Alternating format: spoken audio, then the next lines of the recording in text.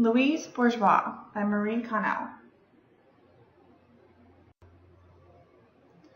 Louise Bourgeois was born in Paris, France, December 25, 1911.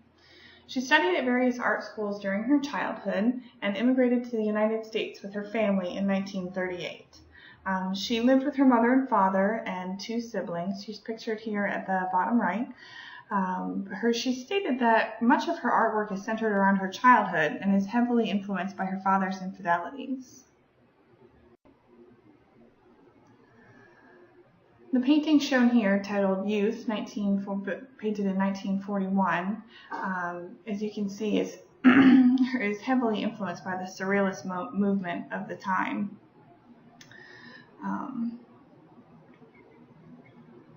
This was done just 3 years after she moved to the United States. A feminist aspect to her artwork developed in the 1940s. She began to produce works such as the series shown here, titled Femme Maison, which pictures a woman's body with a house for her head. The feminist aspect would show up later as well. She produced very little artwork during the 1950s and 60s. During this time, she immersed herself in the field of psychoanalysis, a time when Sigmund Freud was really emerging with his theories of psychoanalysis. She really identified with that based on her childhood. So focusing on her childhood, she spent a significant amount of time analyzing that period of her life and kind of looking for answers. She reappeared in the 1960s with the production of organically shaped sculptures made of plaster, bronze, and marble, such as those seen here, most abstract in form. In 1973, her husband died. She began teaching at the School of Visual Arts in New York in 1974, and in that same year, she exhibits this room-sized sculpture titled The Destruction of the Father.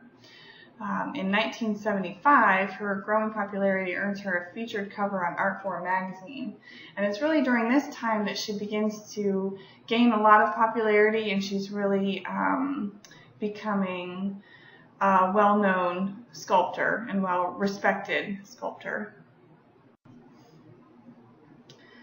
During the 1980s, Louise continues to focus mainly on sculpture. Many of the pieces she produces are room size, or at least on a larger scale.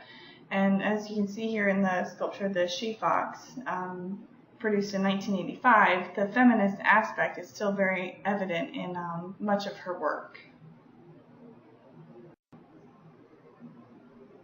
During the 1990s, Louise continued to expand on her sculptural elements as well as painting and prints. The spider seen here in the bottom left and in 1995 was evident throughout much of her artwork. She said that the spider reminded her of her mother through its cunning ingenuity and usefulness.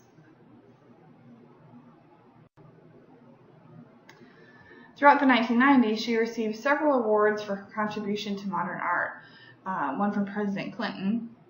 And in 1999, she created this 30-foot sculpture of a spider, seen here, titled Maman. Louise continued to produce artwork into the 21st century and right up until her death in 2011. She died May 31st, 2009 in New York City. Her contributions to modern artwork are showcased by her dedication to the feminist movement and her analysis of her childhood through her study of psychoanalysis.